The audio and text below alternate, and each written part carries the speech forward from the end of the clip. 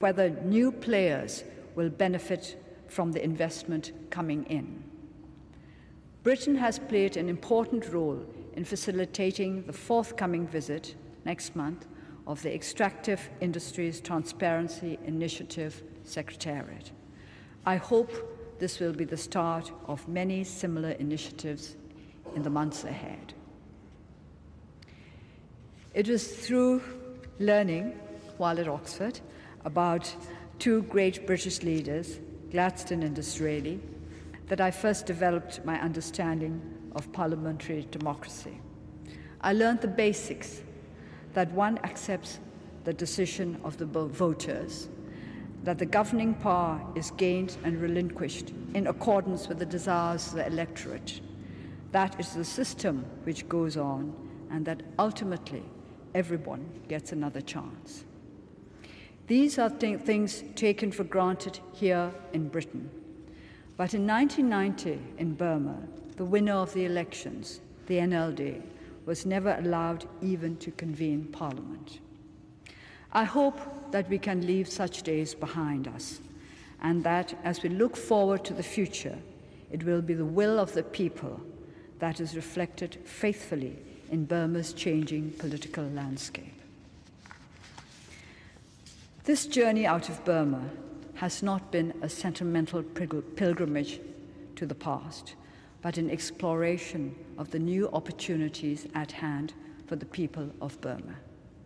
I have been struck throughout my trip by how extraordinarily warm-hearted and open the world has been to us. To experience this firsthand after so long physically separated from this world has been very moving. Countries that geographically are distant have shown that they are close to Burma in what really matters. They are close to the aspirations of the people of Burma. We are brought into proximity through our shared values, and no geographical distance, no human-made barriers can stand in our way. During the years of my house arrest, it was not just the BBC and other broadcasting stations that kept me in touch with the world outside. It was the music of Mozart and Ravi Shankar and the biographies of men and women of different races and religions that convinced me I would never be alone in my struggle. The prizes and honors I received were not so much a personal tribute as a recognition of the basic humanity that unites one isolated person to the rest of the world. During our dark days in the 1990s, a friend sent me a poem by Arthur Hugh Clough. It begins, I think many of you will know it, "Say not the struggle naught availeth." I understand that Winston Churchill, one of the greatest parliamentarians the world has known, used this poem himself as a plea for the United States of America to step in against Nazi Germany. Today, I want to make a rather different point, that we can work together, combining political wisdom from East and West to bring the light of democratic values to all peoples in Burma and beyond. I will just read the final verse. I was advised that the whole poem was far too long. And not by eastern windows only, when daylight comes in the light. In front, the sun climbs slow, how slowly, but westward look, the land is bright.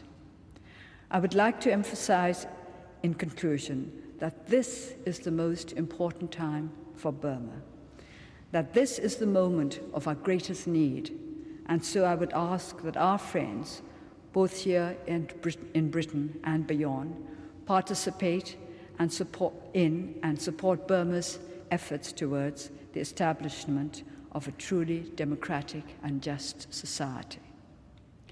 Thank you for giving me this opportunity to address the members of one of the oldest democratic institutions in the world. Thank you for letting me into your midst. My country has not yet entered the ranks of truly democratic societies, but I am confident that we will get there before too long, with your help. Thank you.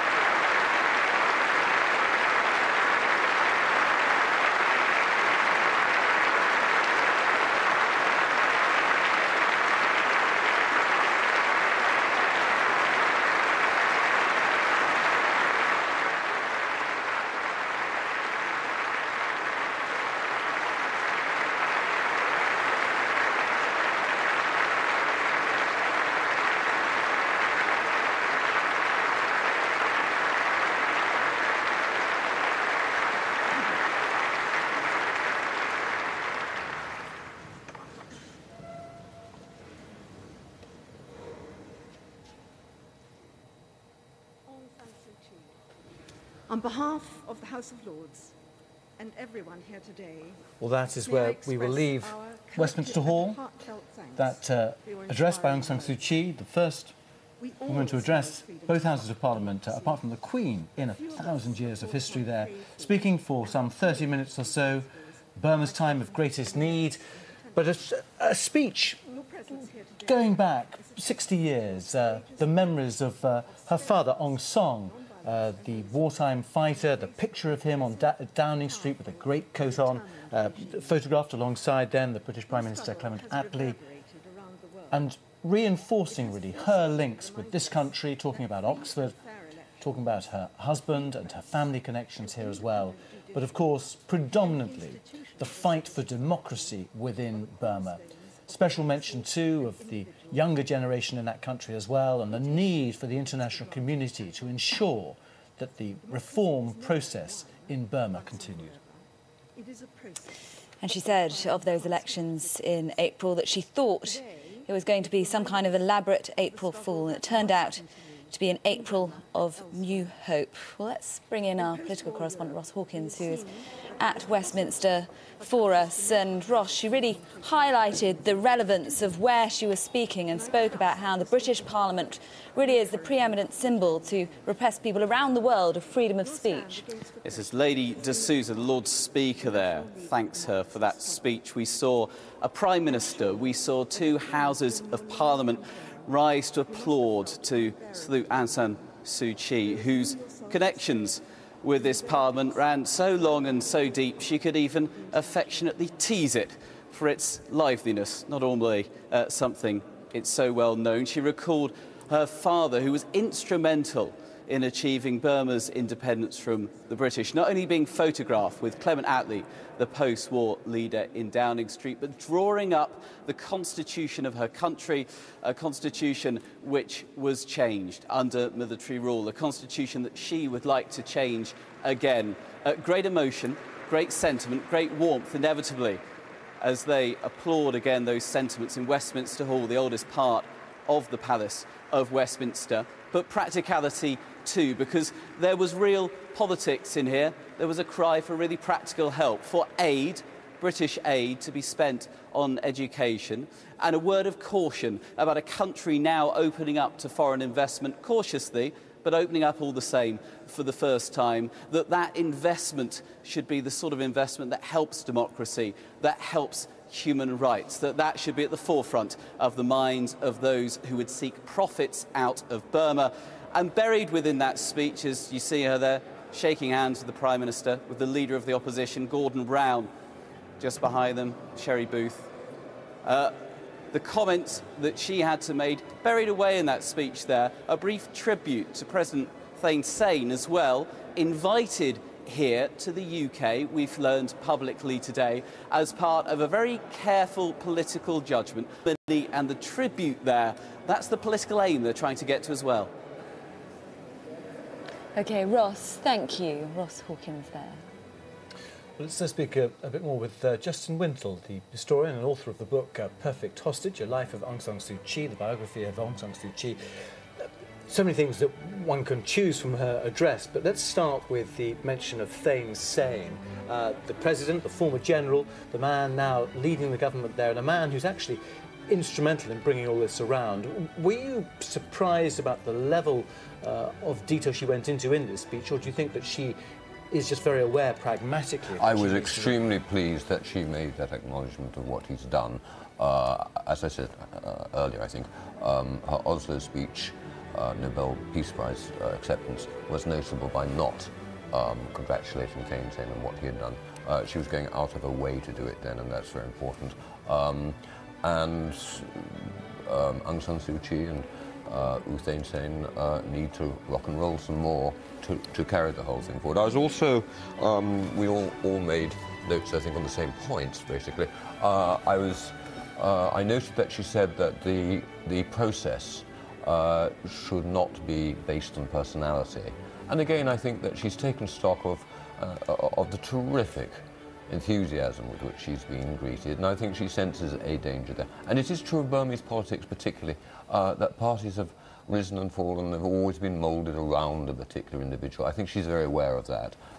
And she has said elsewhere that she wants to spend the next 2 years, 3 years before the election, 2015, building up the party so that it's its own animal, in a sense, and is not dependent on her to the extent that it has been dependent on her in the past. Well, also her fears, which she's expressed before, about the youth of Burma, and unless they are actively engaged in this sort of process, how difficult it'll be for that country to emerge into the 21st century as a successful, thriving economy and country. I think one of the most remarkable things this year is that back in very early March, President U Thein Sein gave a speech on the first anniversary of the new parliament, which to all intents and purposes was a State of the Union address. And he said, and it was a remarkable speech, he said, our young people don't want to carry guns anymore, they want laptops. Now, not all young people in Burma are going to be as political as Aung San Suu Kyi, or perhaps as she would like them to be. What will happen sooner or later, regardless of how swiftly or deeply the democratic process evolves, is that it'll become more and more of a consumer society. I think that with her philosophy, her Buddhist philosophy, etc., that is going to present a challenge to her. How will she balance the consumer expectations and appetites of a liberating people with her ideas of political responsibility? Just a final personal thing, I'm just talking to Rowan Williams here, now the Archbishop of Canterbury, who's standing down there later this year, of course, but she's very cool, isn't she? I mean, an occasion like this. My word. Impressive. I wonder though she's aware of the irony. She's proposed, British Parliament as the model. Of course, half of the people she was addressing, the House of Lords, is purely unelected.